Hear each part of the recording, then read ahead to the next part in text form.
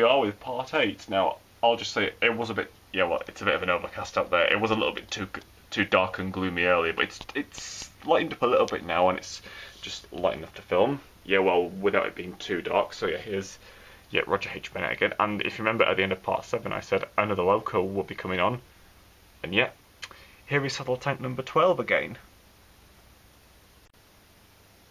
She's been shown it in all the window bottom layouts so far. Of course, one other loco I've got, which, well, is an overall fine size. Yeah, the little OF Smoky Joe, but the only problem is, yeah, you probably guessed Smoky Joe is a little bit fast to be running on here. Yeah, well, if he was slower, then yeah, I would have probably filmed him in the first one and possibly the second one last year, and this one as well. But yeah, I think some locos like, yeah, for example, like the Hornby Percy had those same type of motors. They're just really rapid things. But now, yeah, I think the new Hornby Percy models, they've got the scale electric type motors in, which the saddle tanks have. They're a bit buzzier and, well, not the most reliable, but they do the job okay. Again, yeah, saddle tank number 12. I've been testing it. There is the odd little cutout on the points, but yeah, it definitely dislikes points way more than the 08 Shunter and Roger H. Bennett does. But again, number 12 is still a perfect loco for this. Again, yeah, it's a shame that, well, you know, Smoky Joe's a little bit too fast because, like, well, again, yeah, as I said, I could run him on here, but yeah, there'd possibly be a few accidents because, again, yeah, well, yeah, especially with these standard controllers, it will get to the point where he's either running, let's say, at a speed about this fast, or like that, or stop completely, meaning, yeah, couldn't really couple him up smoothly and carefully up to the wagons. Yeah, there'd probably be a few, well, bad bumps or accidents. But yes, again, I'm sure some new Hornby 040s will, again, well, the Hornby Percy, so yeah, I'm sure I saw that they are now fitting him with the scale electric type motor, yeah, which I'm sure the same motor which is in the saddle tank. So, well, fairly smooth. Well, if they're running okay, they do the job okay. Again, not the most reliable, but much slower. Yeah, much slower, more realistic. Much slower and not as rapid, and easy to control. So anyway, let's see. Yeah, I'll just show number 12 running up and down. Yeah, going backwards tends to cut out over this point a little bit. We'll just see how we do. Seems overall, yeah, she's not cutting out as much as I thought she would going over these ones, even with this one set. Because again, this is probably this point's probably the one in the least best condition out of them all. Oh yes, and as you can see, yes, still got the crane and the long Welsh wagon on there. Yes, you'll see what I'm going to do in a second. Oh, went over it fine there. I think, yeah, I think, as I said before, I think it depends how quick, how fast you run them over. Sometimes too slow and they will just cut out.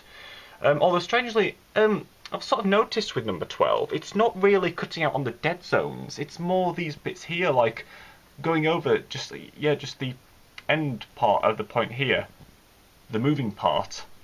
I don't know, that seems to show the most hesitation. Like if she doesn't cut out, you hear her like struggle a little bit, or the power just go, well, yeah, you get what I mean. Yeah, and similar on this one as well. Just going over that point, that I don't think the dead zones really seem to bother much. Well, again, you know, these are the smaller dead zones. They're not the massive ones like they are on the Hornby Express points. But yeah, again, just the odd like little splutter or slight, well, almost cut out on these parts of the points. But yeah, even though she made it over fine there, she most likely will cut out at any point. So yeah, you just have to bear with her. Just run her forward to the side of the goods shed. Yeah, and as you can see, I've got her facing the other way around. She's gonna go. Oh yeah. Yeah, she's facing the. Well, I was going to say the opposite way to Roger H. Bennett, but again, Roger H. Bennett's got identical ends. Yeah, there's no real front or back, really. I mean, I don't know if she was a little bit better facing the other direction, but yeah, I've decided to have her facing this direction for a change. Well, yeah, and hauling the wagons out of the sidings here, bunker first. Because yeah, that's what locos like this do. Well, what they used to do. You know, they would be running bunker first and forward all the time.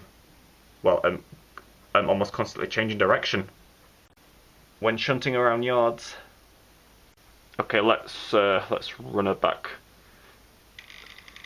back to near the engine shed, then I'll explain what we're gonna do.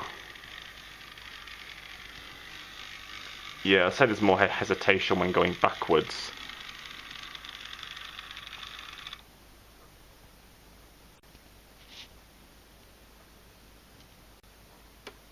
Right, what we're going to do is we're going to couple number 12 onto the crane, and yeah, she'll pull the crane backwards out of there, and then push and couple the crane onto the long wagon here. Cause yeah, they look alright together, like a breakdown train basically. Yeah, a crane and a long wagon with like supplies and parts in.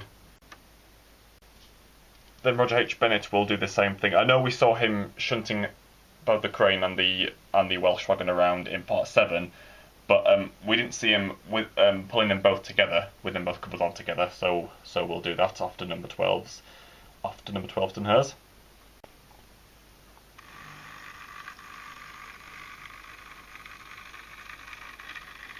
Again, they are quite buzzy motors, but at least they're... Oh yeah, she did very well. Yeah, there was no cutouts there.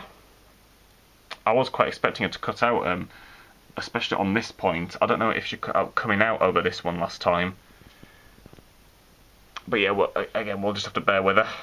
We should be okay. But yeah, all coupled on nice and smoothly. Again, yeah, as I was saying, yeah, that means with these scale electric motors, they may not be they may not be the quietest, but at least you can more realistically and comfortably, slowly and carefully couple on to rolling stock. Well, most of the time, more slowly and carefully. Okay, ready? Let's pick up the Welsh wagon.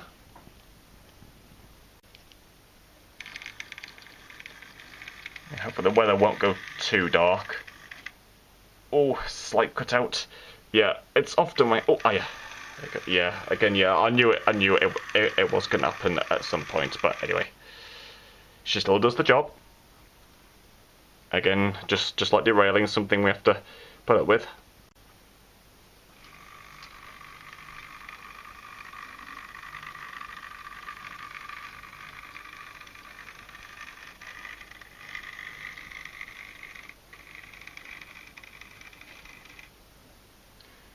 Coupled on.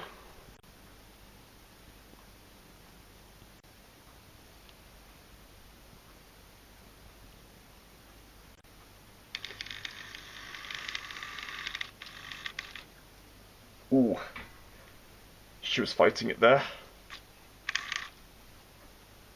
Oh, come on, girl. There you go. Oh, I know. Maybe a bit more speed would have helped there, but again, just be more careful, obviously. More careful when hauling rolling stock out of sidings. Yeah, to avoid derailments.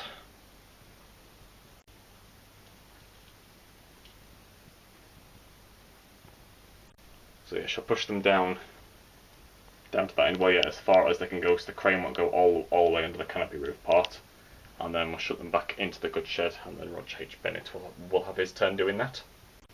I'll just say quickly, only one shed, and only big enough for one loco, so they might have to share it. Well, share using it, should I say. Like one going in one night and one in the other. You know, fighting over it now.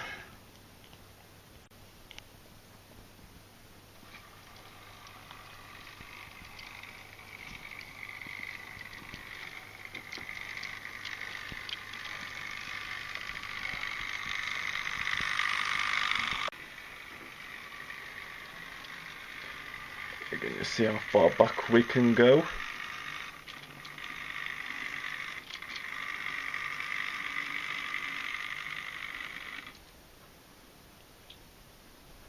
There. Looks good.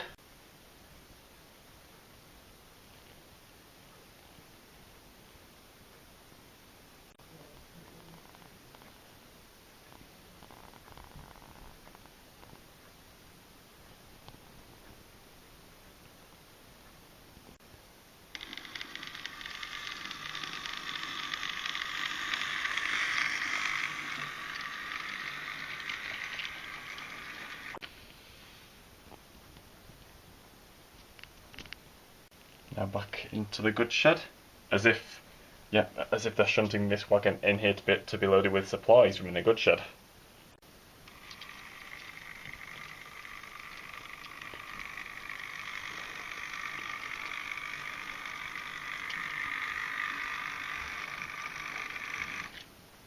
Oh, close.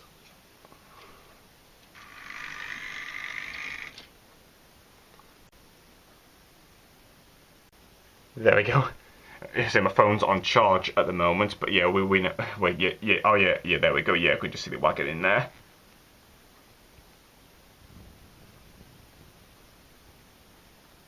I have checked the wheels. They look okay. They're not dirty.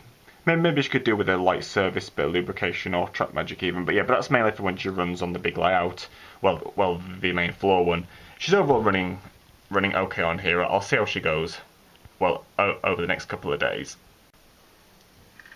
Here comes Roger H. Bennett. We'll just move him into the other siding and just have them stood together with each other. Because yes, the saddle tank is now going to move into the shed. And yeah, because we've already seen Roger H. Bennett shunting the crane and the long open wagon separately, once the saddle tank is in the shed, Roger H. Bennett will just immediately pick them both up and bring them out and pull and push them up and down. And get them both together, yeah, they look perfect on here, don't they? Great little locos. Love them both.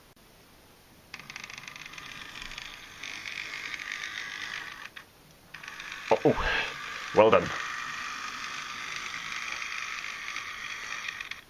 Oh, I think it was more the dead zone there actually. Oh, never mind. It can differ. It can differ whereabouts they cut out. Well, even on the same point sometimes. You know, sometimes on the edge of it, sometimes in the middle. Never know.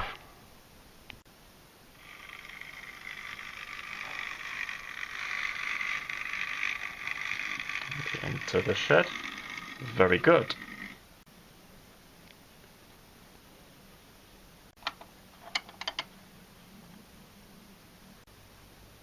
Right. And yeah, I'll just say, yeah, first time I've had two locos together out on the window bottom layout.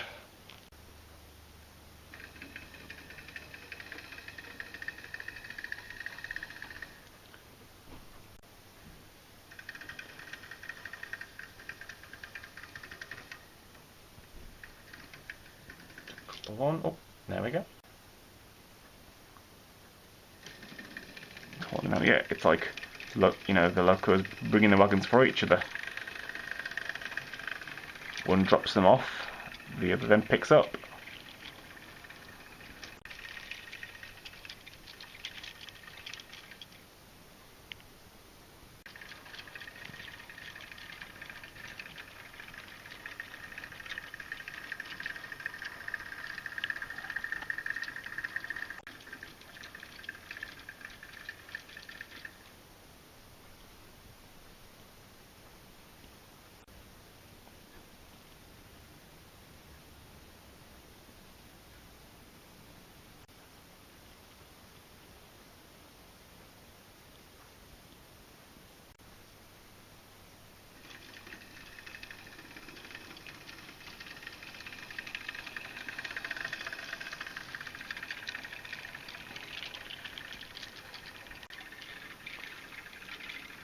Of course, both locos, both in National Cobalt Blues. Well, Saddle Tank number 12 is in National Cobalt Kent Blue, but still similar blues.